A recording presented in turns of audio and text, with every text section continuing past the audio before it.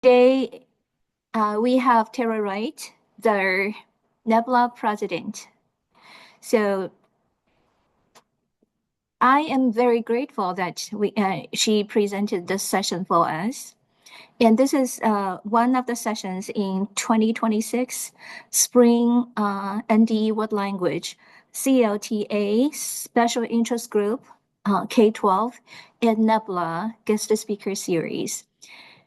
Terri has a lot going on, but she's very nice to be here and to help share her expertise. Terri, please take it away. Thank you. Okay, thank you so much. I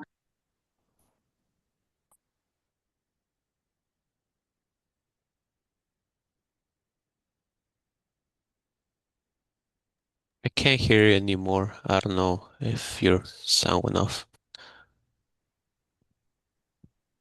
Oh, Terri, we cannot hear you. Video. That's weird. Oh, There. no. Yeah, Oh, we okay. can. Let's Go try ahead. that again, shall we? My name is Terri Wright, and I have been teaching. I teach at Millard South High School in Nebraska. I teach French, but I have also taught Spanish and even a smidgen of Japanese at the middle school level for sure. And over the years, I have kind of cultivated some techniques and some things that I think fit naturally into your teaching that you do not have to do a lot of engagement, or excuse me, you do not have to do a lot of prep for, and still be able to get that engagement. So I want to, of course, let me know that let me know that you may interrupt me at any point with questions. We don't necessarily have to wait till the end. So if there's something that comes up on a particular slide that you have a question on, be happy to do that. Can I have you guys introduce yourself and tell me what you teach and where so that I'll kind of know who I'm catering to? Luis, you want to tell us where you're from? Yes, I'll go first. Hi, my name is Luis Cordova. I currently teach at a little classy school called Wilver. It's about 30 minutes south of Lincoln, southwest of Lincoln.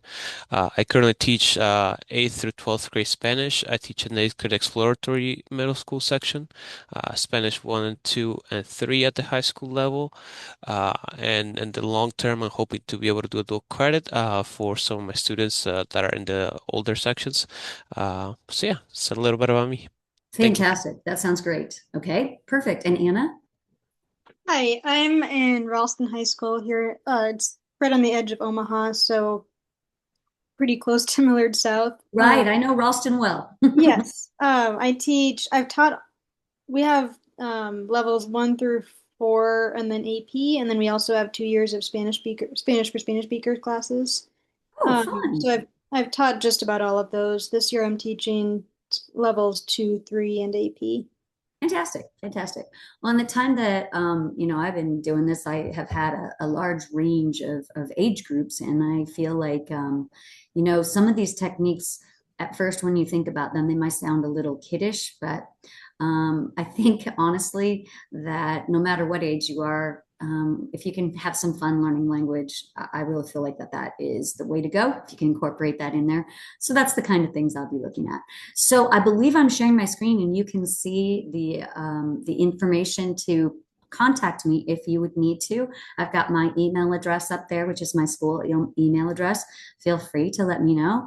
And I know that Crystal is recording. So if there's anybody, if you need to watch back anything, you'll be able to do that. So shall we get going? I think, yes. All right, let's get going. First of all, just a couple things to know, just little orders of business. Whoops, back.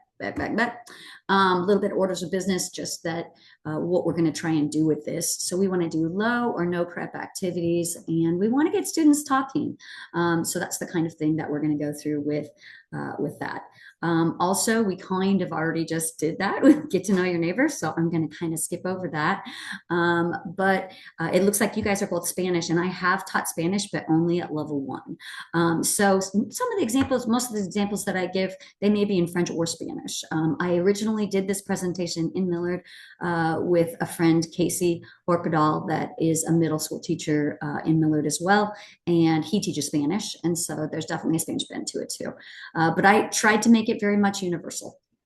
All right. I don't think I have to sell you on this. I really don't. I think most world language teachers know why it is important to get students to talk. I guess honestly, they do really feel much more comfortable the more that they practice it. And you know what? Honestly, if you can incorporate little things here and there, that confidence level that they gain is amazing. And they're willing to try more if they have a confidence on something base. So let's do that. All right, so let's start right off into some ideas because that's my favorite part of any workshop. This is a bell ringer idea that came from Casey, actually. And so you can find, anything from a quote, an image, or perhaps like a meme, something like that, that would be in your target language for them to discuss. And so you could roll a dice. I have a little link here that goes to the conversation cards, which are in fact in Spanish. And you could actually give the kids these, each has a little card. And basically it's, how to say, I have an idea, some sentence starters. Okay. So to present an idea from my point of view, I think, or whatever, ask a question and add on. So we could, when we bring up our quote or whatever it is, to make it the element of chance, you can roll a die. And if you do that, you'll have 1 through 6. And so that could lead you in the direction of a particular starter, whichever one that you wanted to go to.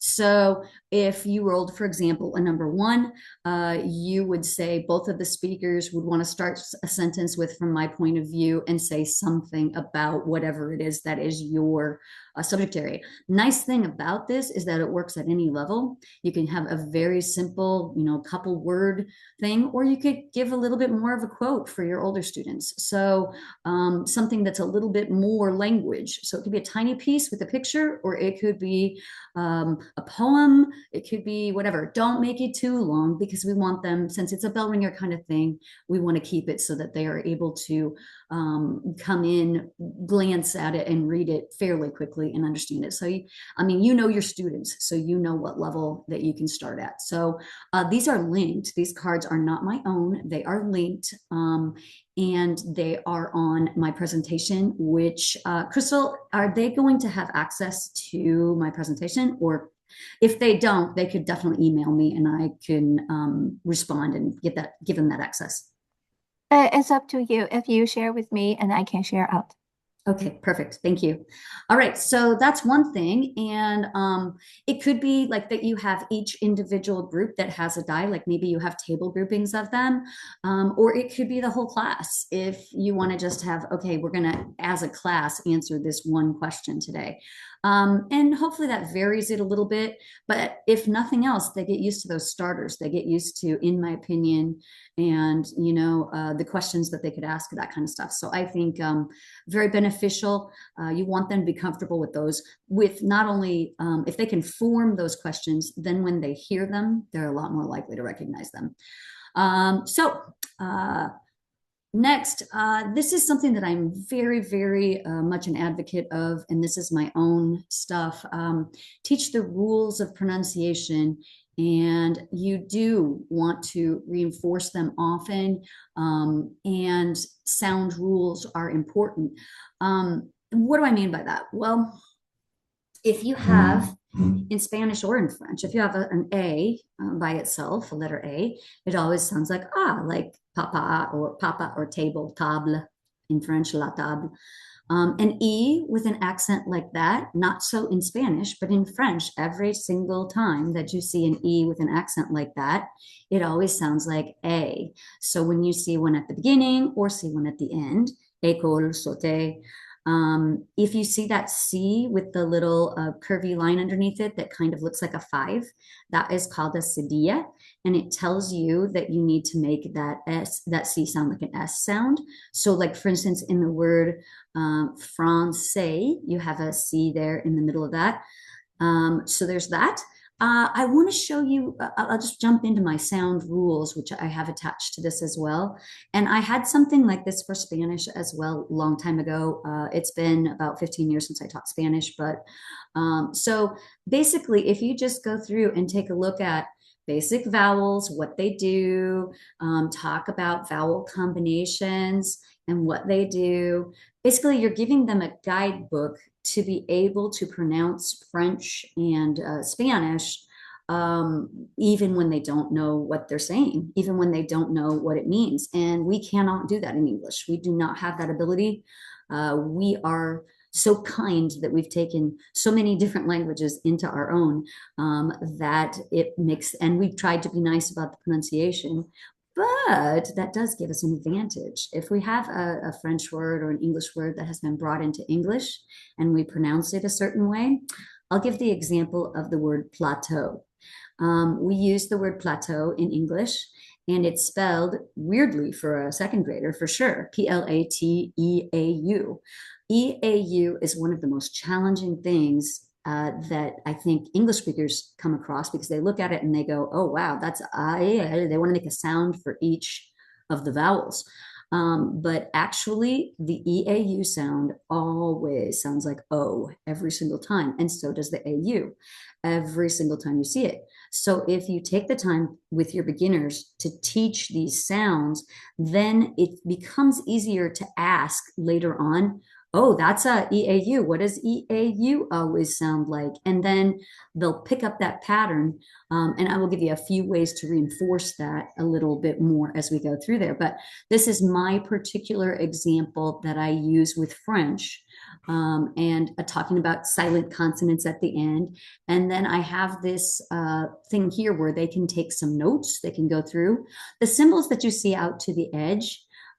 Is that I divided them into groups and had them each go together and talk a little bit more about the sounds. So I'm going to go back to my slide to show you what I mean by that. One of the things that I do is the Sounds of French project that I do. And this is actually can be simple. It can take more time depending upon how you want to do it. But my slides, this is what I do. I like them to take ownership of a particular sound, because then honestly, if I say, well, you had the EAU slide, Thomas, what's the sound on that again? And you can refer back to your specialists, if you will. And then everybody picks it up along the way. The slides example, okay, so here is something, and they decorated it up. The kids decorated it up, but I had a flag and Sounds of French, and they kind of made it fun. But I assigned a particular sound to pairs or groups of students and had them take it on. So for instance, for this one, this sound that you see here is the letter A. So they're telling you the letter A in French sounds like the A in Papa, the A in, or the O, the short O in dog, or they have a picture of chalk here. So they were tasked with finding images that remind them of the sound. So when they went in, they started working together to say, what do we have in English that sounds like ah? It doesn't necessarily, as you can see by this, have to be spelled that way. Papa is, but that dog is not, and neither really is chalk. So you can definitely come back from that. And then you just go through, and here's an example of what I was talking about, that O or O sound, and they put on a big toe, and they have a bow and a plateau and go to make those sounds. So if you've ever had any experience with baseball or the College World Series, Louis LSU, one of their signs says GEAUX, go. They're tigers. And so, yeah, so that's where we're talking about stuff like that. If you've never known what the heck they were talking about, that was that. So that EAU makes the O sound in French. So if they all take ownership of this and they each take a sound, see, they've chosen some of these pictures. These guys are playing, it's a cafe, whatever. And then I have them, oh, I liked that one. The on sound, the en and an sounds more like the word on. Oh my goodness, I just about died when I saw that they even knew who Sean Connery was, but they put him on there, Sean Connery. And they have pawn stars out to the side there too, and the pawn. So on the pond. So that is more what you've got. And I love that they put this little girl up here with the clothespin on her nose, because that is the idea of those nasal sounds in French. So it is like, it sounds like on, but it's like on if you're plucking your nose. So on like that. So let the kids take ownership of particular sound combinations. And if you do that, then you can actually refer back to those individual students, or you can just ask the class in general. Does anybody remember who had that sound? You know, if you don't necessarily have to keep a list, but you can say who had that sound. And I have a template for this that I prepare, and basically it just is blank, and it has the letter of the sounds of French, and then it has like the letter A. They put on the French flag, they put on the images, and then they present it. So it does not take a bunch of time. It does not take a bunch of prep, honestly. This one will take a little bit longer, just because you're probably going to teach them the sounds first, and then this is going to be in response to that. But really, honestly, if I can find my old Spanish one that I had with the Spanish sounds, I'll see if I can find that. But I have the French ones available that you can see and use as a model, and it shouldn't be too crazy to prep for that. All right, so anyway, I'll just go back here. So we have the sounds, we have the examples. Now that is something that I would do toward the absolute beginning of class. That would be one of the very first things I do. And then frequently I ask them, what do you think that sounds like? You know, when we come across new words. And I'll talk about that a little bit more as we go through too.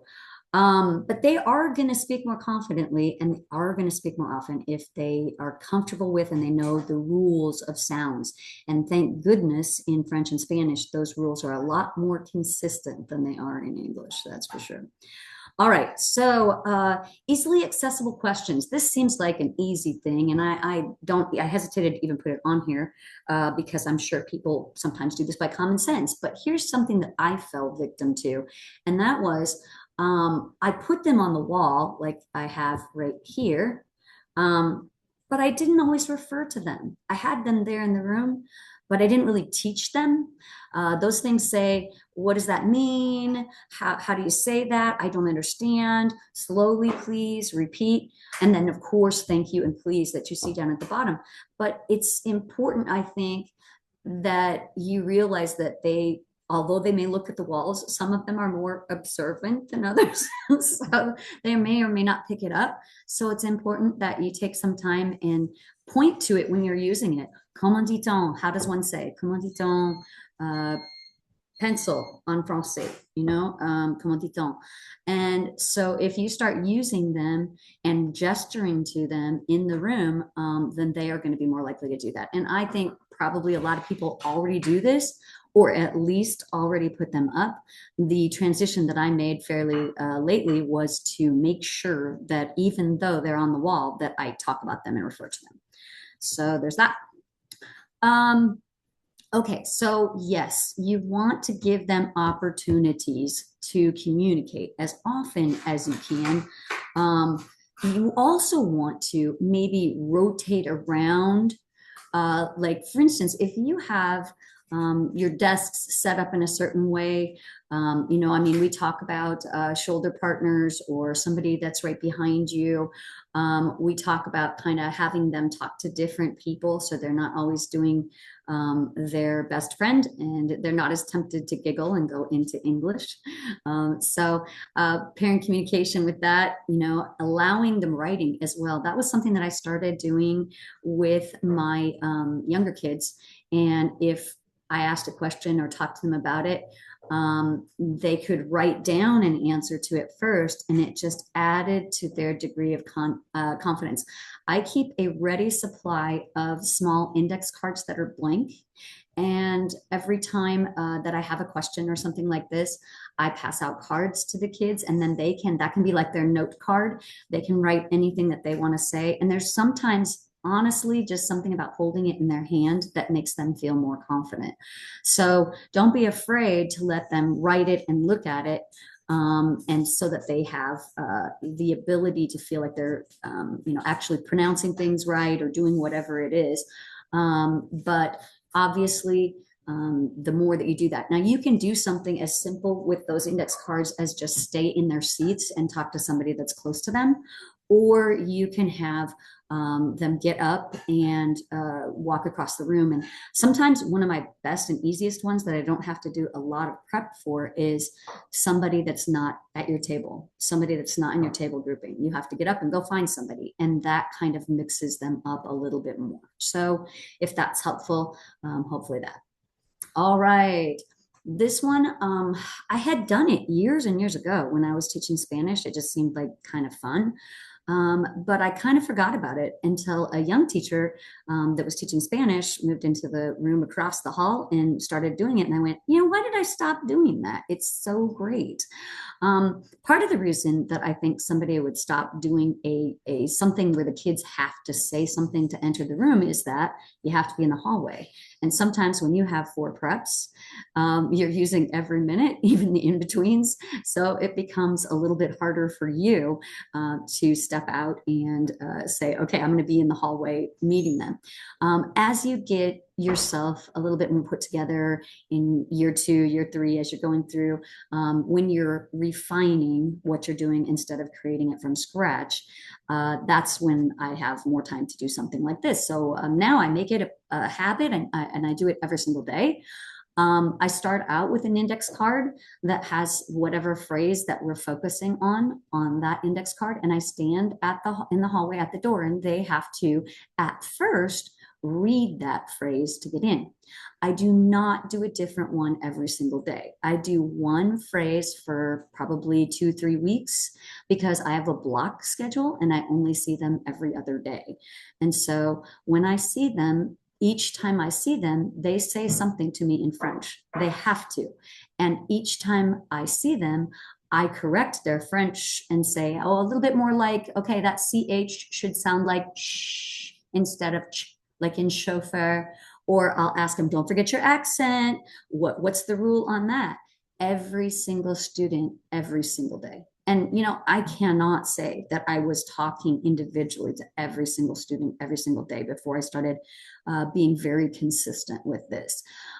So you connect your phrase to the material that you're teaching at the time. So if you are teaching past tense, like for right now, I have a card for my level 2s that says, je suis allée au cinéma pour voir un film, which means I went to the movies to see a movie, but it highlights past tense, and they have been studying that in French there are 2 types of past tense, that there are 2 helping verbs that could come up, and there's a whole thing that they study that has to do with the verb aller, coming and goings and stuff like that.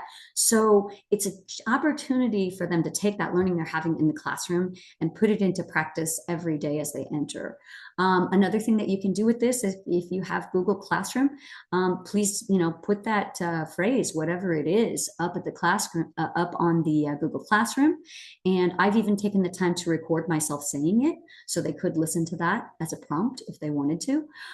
So I put that Google Classroom note up there so that they can access that whenever they want at home. And I do recommend to them that when they don't see me, if they would try saying that phrase 10 times each day, that they are going to be confident. And I do talk to them about the fact that, do you think I know? When you come up in the hallway and you look at my index card like you've never seen it before, versus when you come up and you just roll out and you have no hesitation, do you think that I know whether you've practiced it or not? And they're like, yeah, you probably do. So I encourage them to practice it. I put it up in an accessible place, and then I keep doing it. Like I said, you can do it for as long as you want to. Sometimes it's as we are, spending time on that particular unit. You do teach the phrase in class as well as, so when you get a new password today, it's actually more like a passphrase, but we go slow to fast repetition. So for instance, if I gave the phrase that I just told you, I would have them all look at the phrase in French and say it with me. Je suis allé au cinéma, deliberately spelling out each piece of it slowly, and then a little bit more quickly and a little bit more quickly until they can't say it anymore. When they get to that, I do je suis allé au cinéma, je suis allé au cinéma, and then once they can't say it anymore, I go, boo, wow, okay, all right, come on back to normal speed. Je suis allé au cinéma. And I ask them, did that help you? And they're like, yeah, trying to say it faster really did help me. So that's one thing that you can do at the beginning, and just greet them every time. And then also another thing that you can do, and which really is very effective, is insist that they memorize it. And so by a certain point, take the card and hide it. Even if it's still with you, even if you still have it, just put it down and go, okay, what can you do? And you can prompt them in English if you want to. You can say like what it means. Oh, I'm going where? Where am I going? And then they say, je suis allé. So as you do it over the course of a few weeks, you can make it so that they have to memorize it and it just feels natural to them. They had to say it. So how are we doing so far? Any questions, guys? Nope, we're doing good. Okay, all right, I'm going to keep on rolling along then. All right, this is an example of one of those cards that I was talking about. It means, and I asked them that too. When I put this up here, I say, okay, well, do you have any idea what it means? And they tell me that based on, cognates and whatever it is that they can come up with. But combien coûte le costume gris avec la cravate orange? We were doing a unit on clothing and buying of clothing. Combien coûte means how much does it cost? It's quanto questo. And then I specifically gave them items of clothing, and the gray suit with the orange necktie is what that is specifically referring to. But they really, really liked the one that I did after this. It said something about beautiful blue boots. Yes, I was talking to them about adjectives and where they go in the sentence. And man, I had kids offer to buy me beautiful blue boots. And I was like, I got a new blue car. You need blue boots, Mrs. Wright. Yeah, you need that. Okay, all right. All right. So belle botte bleue. So in any case, coming up with that. So that's just kind of an example of what I do. But it does not have to be something you can make it up on the spur of the moment. You can kind of figure out, oh, what are we talking about today? Okay. You can also, another thing is you could use the same card from level to level if it's like a seasonal thing or a holiday or something like that. Like I taught everybody from top to bottom how to say Happy New Year. And I had them say something like, I know. I said, had them say that 2026 is magnificent. So they had to say 2026 to me, and they just get so into having to say that they are really strong after they do that. So it's just another opportunity to practice things like numbers, etc. And sometimes I do math problems or things like that too that they have to say at the door. Exit ticket. This is kind of like the other end of the spectrum. If you don't want to do an entrance, like if you're just really, really busy and you can't stand in the hallway, you're trying to get copies together and everything like that. You could also do it as an exit ticket. So you could do this little game where they stand around, and if you have like a ball or one of those little fun squishy cubes or something like that that they can pass around, they love the squishy cubes. Get them in a circle, and one student starts with it and says a new vocabulary word. This is great on a day that you learn a bunch of new vocabulary in a particular category. Like, if one of them wanted to say les belles bottes bleues, beautiful blue boots, and then somebody else could say, a jacket or whatever it is that they say, but everybody has to do a new one. So they throw the ball to the student and they sit down and they have to listen, because they can't repeat any of the same concepts. So that's something that they could do. Or you could actually have your exit ticket. I find it a little easier on the entrance than the exit because they're a little more staggered. At the exit, it seems like they all rush the door at once. And so it becomes a little harder to do that. So I would definitely start on that a few minutes before the bell if you're going to do that, and maybe keep them seated and go around and talk to each person if you're going to do that. So with a block schedule, I have a little more freedom and flexibility to do that. But again, one way or the other, if you can establish a pattern of them talking every single time they see you in your target language, that's going to work great. So singing and poetry. If you have songs of, and they don't have to necessarily be silly grammar songs, but I take a lot of my inspiration from kindergarten teachers and first grade teachers, having the students sit in a circle, and they have to point out the weather every day, and they have to talk about the day of the week every day and things like that. I just realized that keeping it in front of them constantly is brilliant. When I was a young teacher, I taught them the days of the week. I knew that they, as middle schoolers, knew the concept of days of the week. And so I taught them that, we quizzed it, and we went on. I realized that if you don't keep it in front of you, you don't keep using it, you don't keep it. So singing helps with a lot of fluency. And it does seem to help with memory too, if they have a little song for something too. But for instance, I've got this little song here, and I make sure my sound. This isn't just any chat, it's ClickUp chat. Sure, you can tag your team, ask questions, and even drop in. Okay, that'll let me skip there. Okay. All right, so this is obviously about family.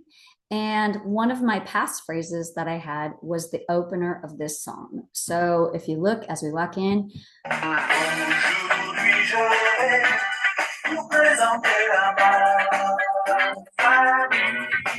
Can you guys hear? Yes? Okay, perfect. So that said, aujourd'hui, je vais vous présenter à ma famille, which is today I'm going to present to you my family. I'm going to introduce my family to you. So aujourd'hui, today, is like hoy in Spanish. And, I think a little more complicated and harder to spell, but in any case, they love it that they know aujourd'hui very well. And then we go in to this kid's house, and he's going to show.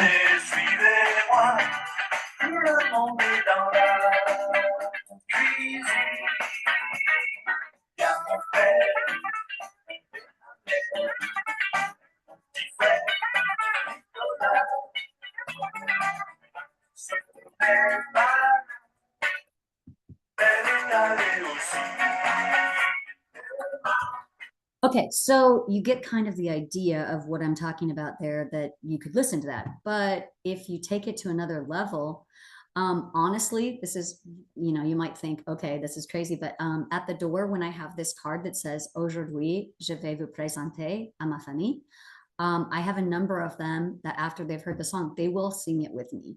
So they come up and they say, aujourd'hui, je vais vous présenter à ma famille. And so we go through and do that, which seems to improve their fluency. They seem like they say it much more smoothly, more easily, and more confidently when they have something like that. Another thing I'm not certain if you noticed on this one is that it has my father, my mother, my sister, and much as in Spanish, we have different forms of my depending upon what you're talking about. It is flipped in French in that we have a masculine my, a singular, a feminine my, singular, and a plural my. Whereas in French, in the new form, in the hour, when we say hour, maybe you've seen Notre Dame. Notre Dame literally means Our Lady. So Notre and no act like nuestra, nuestro, that kind of stuff. So I find it very interesting that it flips, that in In Spanish, it's me and mis, and in French, it's mon, ma, and me. So you have on the singular side of things, you have a masculine, feminine, but when it gets plural on the French side of things, it is either notre or no, and it does not matter what gender the item is.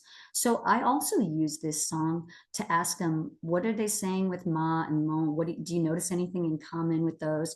So you can use the songs for various purposes, but in this particular case, I say fluency and speaking is definitely a plus for that. So I will go back to this one.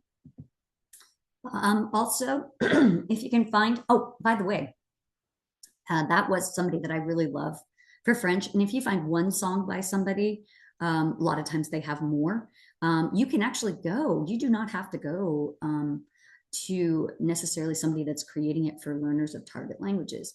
One thing that I find is a gold mine is we have these beautiful things in English, Coco Melon and other things like that for little toddlers, little preschoolers that are learning English. They have that for French speakers as well. So look for things that are designed for little kids to play in the background, to just kind of get into their psyche. And many times you can find a lot of stuff that isn't even engineered for English speakers learning French. It's designed for French speakers learning French or Spanish speakers learning Spanish. I found this one and I was so disappointed to figure out that it was an AI created song. I was sad, but I love it because it's really a nice affirmation song. So I went in here and I was like looking for stuff. Monster Math presents. See how they're advertising preschool. Mm-hmm. Okay, class, let's begin. Okay, so I found this and I thought this is something you can play every day. And it's just saying, it's emphasizing I am. I'm unique. I am.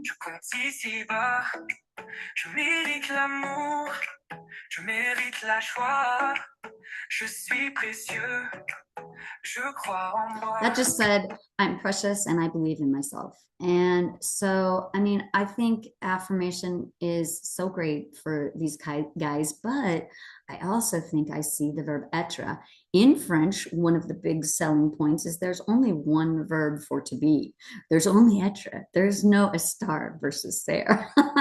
So you could obviously find something like this in your target language in Spanish this is not designed for learners of French. This is designed for, well, I mean, in a different way. This is designed for native speakers that are young. And you'd be surprised how much high schoolers like to be treated like they are young kids. Sometimes they absolutely do like it. So anyway, so that's another one, which you have a link to, but you can certainly go online and find no shortage of other things. I said here, pick a poem and memorize it line by line as a class. You can do some classics. Like we have a couple times things that we have done are La Fontaine is a French poet, and he does like basically an equivalent of Aesop's fables in French. And so it's like an old poem, but it's one that like in French classes, when they are in elementary school, pretty much all kids would learn to memorize poetry, and they know how much it helps their fluency. So finding poems and songs. I said Mani Musicale, but Mani Musicale in French is happening now or getting ready to happen, and that is French pop songs that they actually kind of like and may want to follow. So I know that there is a Spanish equivalent, but I can't remember what it's called, but it's something like each year they come up with some new songs and they have the kids vote and figure out which ones they like best. Another place to kind of look at it so they feel more confident in the lyrics to sing along is the site lyricstraining.com. Lyricstraining.com. If you've never explored it, you can go in there and you can listen to whatever the song is in your language of choice, And then they'll either have a karaoke version where you can see what you're saying or what you're singing, or they will have also available to you a game where you can have them multiple choice, leave words out, and you have to click it. And anything that you can gamify, I think, grabs kids' attention. So something like that would be really nice. Also, low stakes language use, you need to make them not feel like you're kind of micro judging them every second on what they say, which can be a difficult balance, because I told you, I meet them at the door and I correct their French every day. But it has to be like really laid back. It has to be done in a way that they don't think oh, I caught you, you missed that sound. No, it has to be done in a way that you're friendly, you're approachable. One of the things that I say to them often is, what do you think I'm going to do if you pronounce something wrong? I'm going to help you.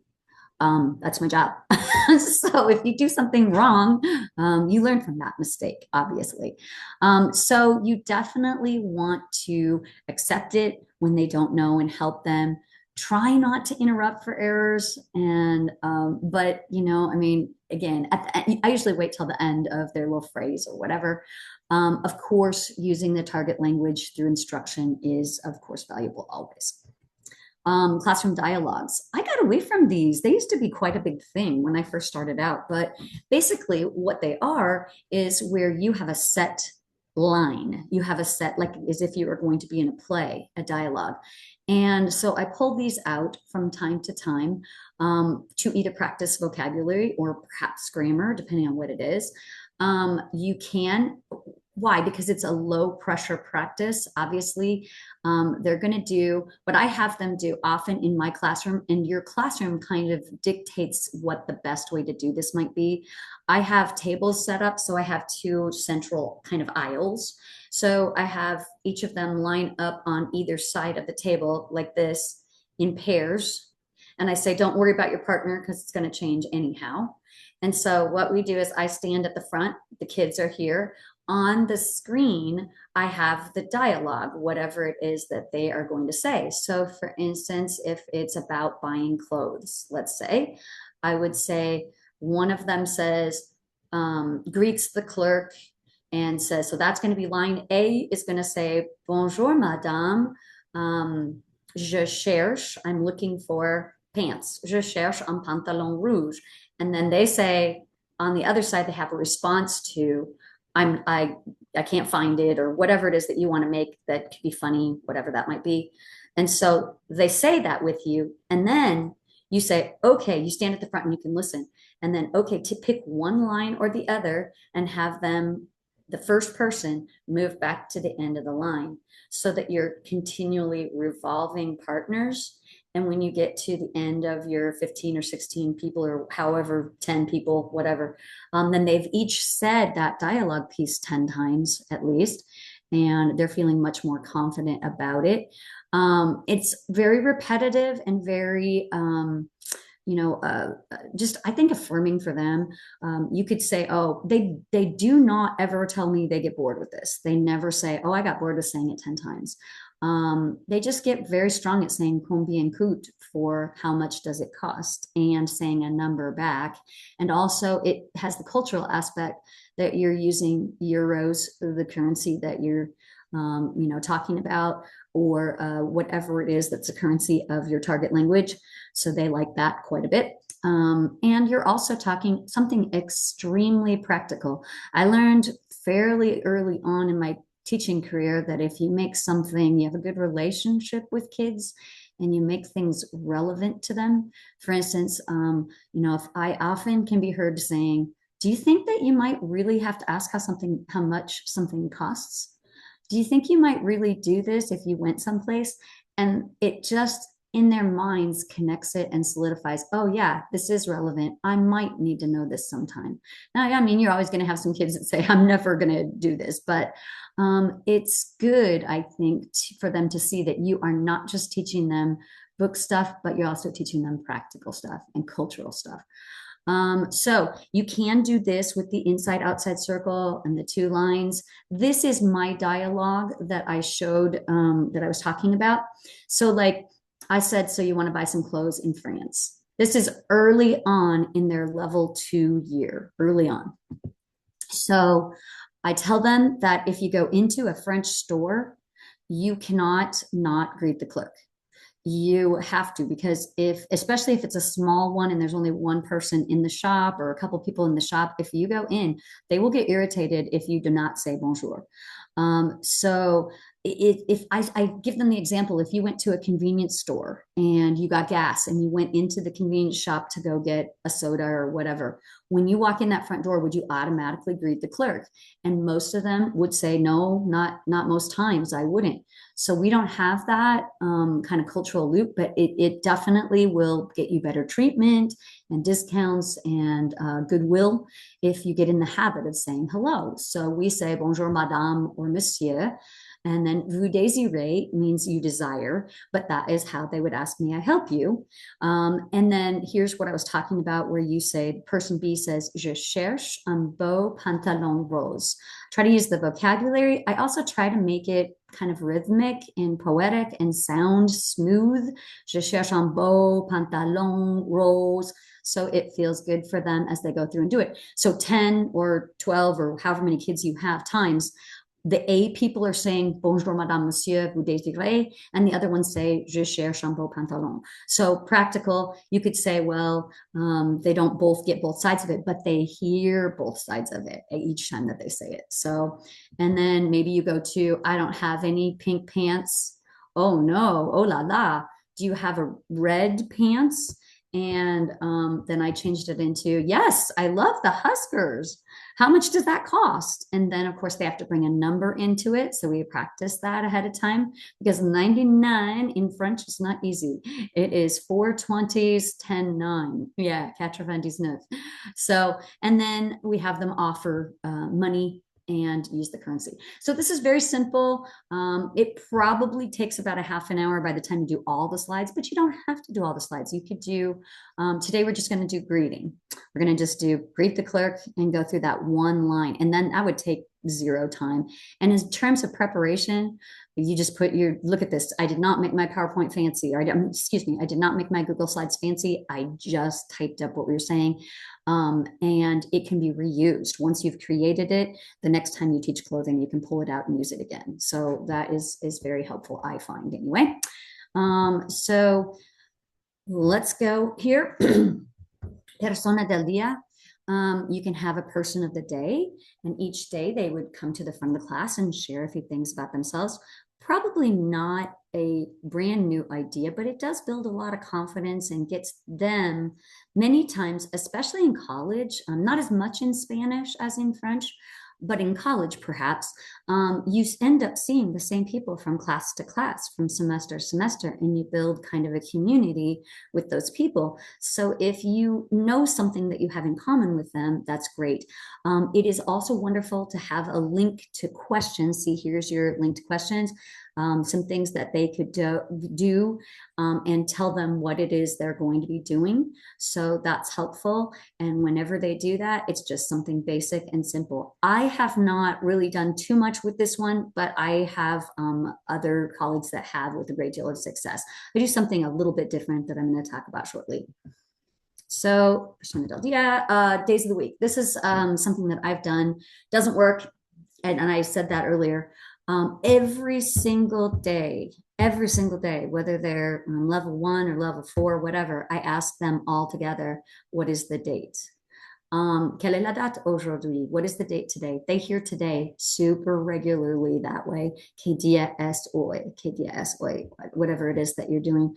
And they have to say the day plus the date structure set up. So they have to say, just like you would do el, the number and the month in Spanish, they have to do le plus the number and the month in French. So that repetitiveness, I have a months of the year song, but also every single time that I see them in February, they're saying février, février, février every single time that I see them. So as you go through the course of the year, Saturdays and Sundays, you don't get quite as well, but they do actually get to know the months a little bit better, so that when you come back to them, even the ones that are hard to pronounce and give them a little bit of grief, they've said them comfortably a lot of times. You can also ask them, what's the weather like? The weather in Nebraska, as evidenced recently, can change very quickly. So if you talk to them about the weather every single day, you're going to find that that changes and different expressions come up as you go throughout the course of the year. So one of the prompts I always ask them is, I always say, "Quel temps fait-il?" which is, what's the weather like? But then I say, "¿Qué tiempo hace hoy?" Is that in my Spanish? It's old, but okay. All right. So ask them that. And then they get to the hace calor, or il fait beau, or il fait chaud, or whatever it might be. And I teach them, guess what, guys? You can say il fait beau, it is beautiful, every single time when somebody asks you about the weather. And they're like, what? Is this right? I'm like, well, it's a matter of opinion. You're saying, if you say it's beautiful, maybe you like thunderstorms, maybe you like blizzards, so you can always say il fait beau as you go through and do that. And so doing that, they have a base phrase to start with. Every time I ask them, quel temps fait-il, they say, il fait beau. And then later on, as we change them up a little bit more, I say, il fait beau aujourd'hui. Then I can ask more for their opinions. Do you think it's beautiful today? And go through that. But the repetition is great for that. As we learn numbers and we start talking about time, que hora es? I had a song in Spanish that was que hora es, señora, where they had to give me the time in Spanish, and we drew the difference between 1 o'clock being 1 hour as opposed to the rest of them being more than 1 hour. So anyway, something like that. A few years ago, I was just like, okay, we're going to do something every day to highlight the days. So I came up with this French days of the week slides that I put up, and I just put this up as they enter every single day, just with the day, whatever it is. So this one says lundi lunch, and the reason that I used an English word with it, sometimes you can integrate an English word for the sound. So lunch gets them, instead of saying lundi, because they want to do that, gets them to say lundi lunch. And I always tell them, I know the only reason you got out of bed today was lunch. Doesn't that one look delicious? Oh yes. I don't know what that is up in the top corner, but yeah, okay. So they become very used to every time it's Monday. And then I have this up at the beginning of class, and when I take it down to do something else with my computer, I always say, okay, everybody, say a biento lunch. And a biento would be like, see you soon lunch, because of course I'm like, well, lunch is not far away today. But that gets expressions of goodbye with it as well. I have Marty here. They said, can we have Marty, the zebra from Madagascar, be our Marty? And I was like, sure. Okay. So say Marty. And I have a Mardi Gras clown up there. So you can see that. Wednesday is, I capitalized on the fact that there is a popular show called Wednesday that is Mercredi Adams. And so I made her, instead of Wednesday Adams, I made her Mercredi Adams. And so every time we see her, this dance link that I have is basically, she does a very kind of funny dance when they're at a party. And so I say, okay, bust out your awkward dance moves, everybody. It's Mercredi, and so that they have some movement with it as well. And when I take this off the screen, I say, okay, everybody say au revoir, Mercredi. So she goes, so they get au revoir every single time they're saying goodbye. And we go through, this was the one that started it all. The one that started it all was Judge Judy. And Judge Judy comes to us on Thursdays, because jeudi is the French word for Thursday. So every time they would see her in the room, they would know, oh yeah, it's Thursday, it's Judy, it's a jeudi. So juge, jeudi. I even had a kid tell me, hey, Mrs. Wright, you spelled judge wrong. And I was like, yeah, I spelled it Frenchly. So it's juge instead. But you can have some fun with this too. I'll show you at the end. Like you can shake up the images and do something different if there's a holiday or something kind of fun with that. Let's see, I'll go see, like I had, this was on, I think Halloween must have fallen on a Thursday, or at least it was either Wednesday or Thursday that we were celebrating. So I put Judge Judy in witch hat. And we still said, bonjour, jeudi, you know, and then I have the day of the week written up on the board. That's another thing that I did not say with the days of the week and stuff like that. I got in the habit of, with my daily planning, every single day I write mercredi le 10 janvier 2026. I write it out and I write just the digits 10 so that they have to see it. I caught a couple of them last time. I was like, okay, because I say it with them. I'm going to say, okay, aujourd'hui c'est mercredi le, and then I stopped. And there was an 18 up there. And I waited for them to get the 18. I was like, oh, you had to think about that, didn't you? So bringing those numbers back out every day is helpful as well. I had this up, you know, when it was Mardi Gras, that kind of thing. But another thing that we do with them that also gets them speaking is I developed this crazy idea to do what's called a vendredi clap.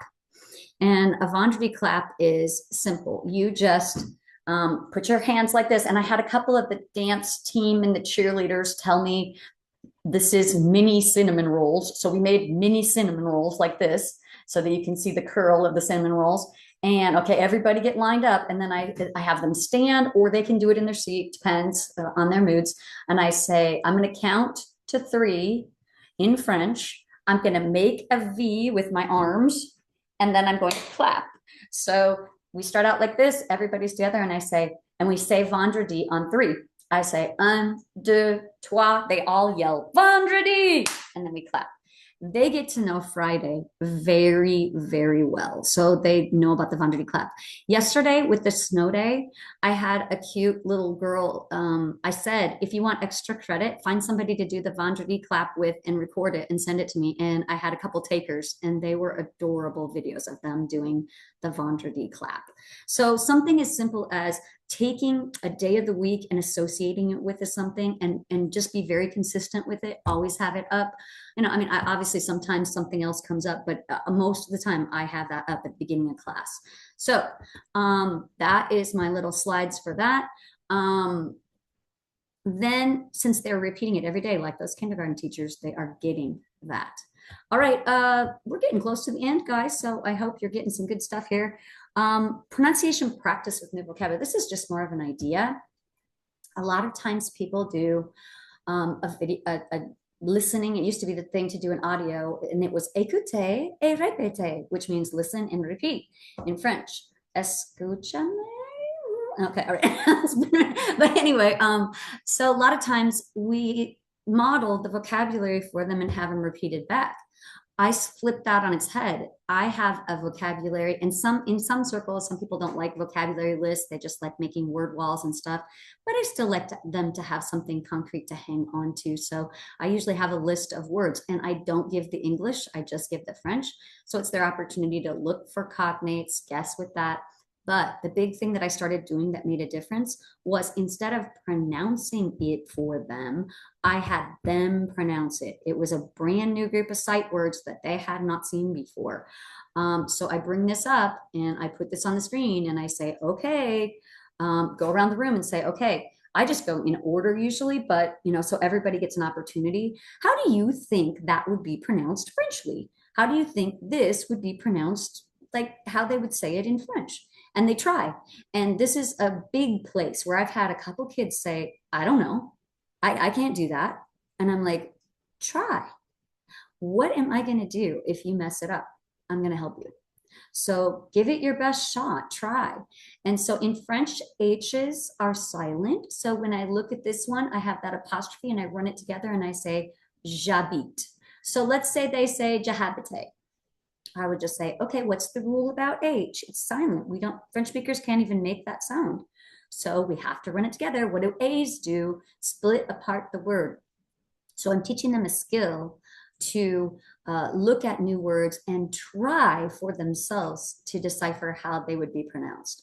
I've often said that, and in Spanish and in French, you could spend a few hours with someone and then give them a paragraph in French or Spanish. And, depending upon the person, they might be able to pronounce it completely without even knowing what they're saying. But English is not that way. So you have to get that across to them that indeed that French and Spanish are different from that. They are not the same. So I'll go back in here. Just ask them about those pronunciation rules and help them to pronounce it right. Be nice. Don't be judgy. They like nice.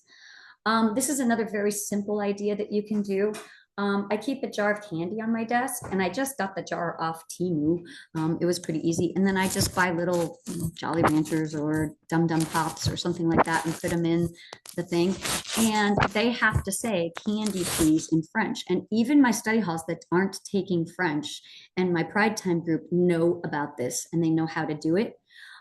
You could change it, but I kept it really simple. Here's my little jar, and that is actually made out of glass, and I think I got it for like $5. So in any case, it says on the front of it, bonbon s'il vous plaît. Now, bonbon s'il vous plaît means candy, please, but it's teaching them please. If they went into a store or a shop or a bakery or something else, and they said whatever they want, sandwich s'il vous plaît, they'd get it. So I'm teaching them a skill with that, but then also I can use those in the something cultural, but I can use those in sounds. So like, for instance, if somebody says on, like bonbon, I can say, well, wait a minute. What do we say when we ask for candy? We say bonbon. Okay, so that O-N sound comes in there. You can rotate that phrase. You can do whatever you want. I find this one is pretty easy, and they like it. So dulces, por favor, maybe. Okay. So something like that. And every single time they have to say that, and you can use it for the sound, and you can use it also for the fact that they know please. And then of course, they should say merci after they get this candy. They should say thank you. They should say gracias. So it gets them into please and thank you, and they can do it every time they see me. So I just try to, buy cheap candy and have it a little incentive for them to do that. Relationship building, I would say that's probably the single most important thing. You do need to get to know your students. You do need to be fun and silly. You do need to laugh at yourself. But caring about them, they know if you care about them. I said relationships before are very, very important. It's probably the most important thing that you do is have fun with it, so they'll have fun with learning language. And whatever strength you have, like I like to sing, I like to make up songs. And so that's my uniqueness. That's my play to my strength. But whatever it is that you have, that is something, maybe you have an interest outside of teaching French or Spanish, that you can somehow bring into the classroom, and that they know, oh, wow, Senor really loves baseball. Every time we're here, he talks about something else with that. But some part of yourself that you can give away, that they, if somebody asks them, do you know anything about any of your teachers? That they could say, oh, well, I know that, whatever. So that really does help us with our relationships. Okay, so I am about done. I just wanted to give you a chance to think, and think of takeaways and any questions that you wanted to do. I threw a lot of knowledge out there. So hopefully there was something. My idea was that if I throw out a lot of different strategies, that something will hit you, that you'll be able to use something. So what are your major takeaways? What is something that you've gotten out of this?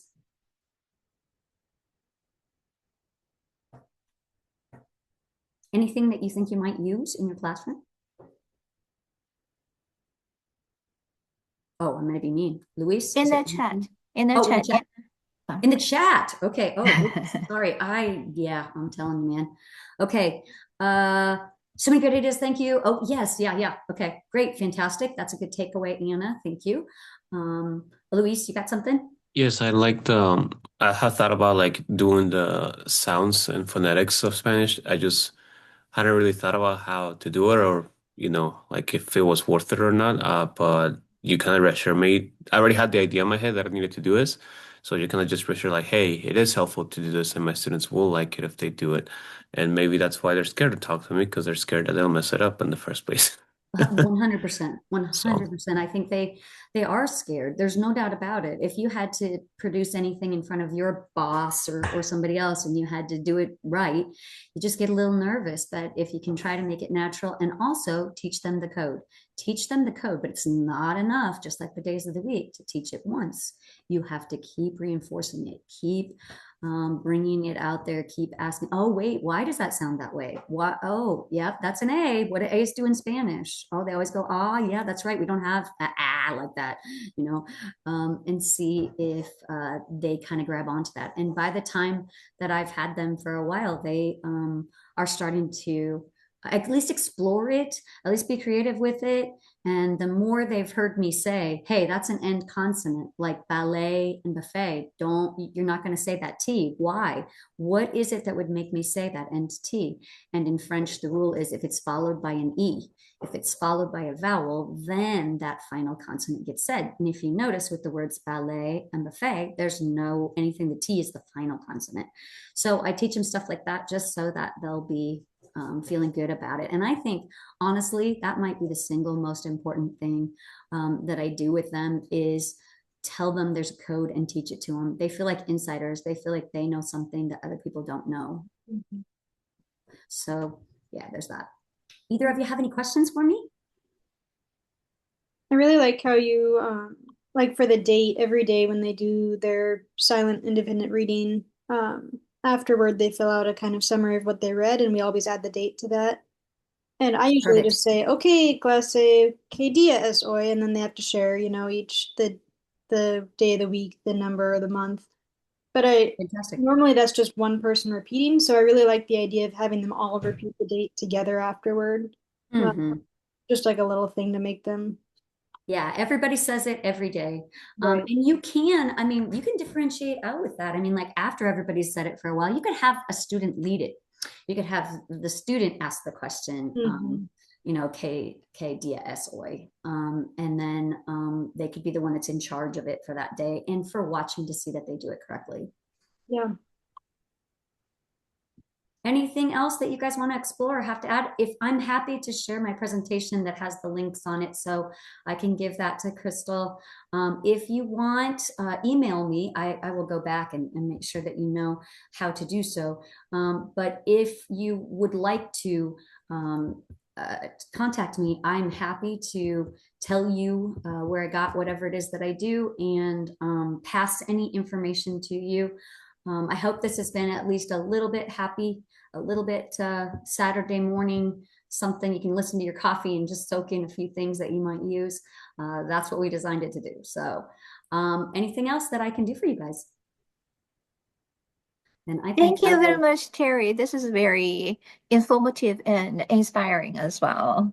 Good. You make me miss my students, Yeah. Yeah. Thank you. If you send me the slides, I can send to everybody who registered for the session. Fantastic. Okay, so bonne journée. Have a great day, everybody. Thank you. Thank you, Terri. Appreciate it. Thank you. Thanks, Crystal. Buenas tardes. Have a nice weekend.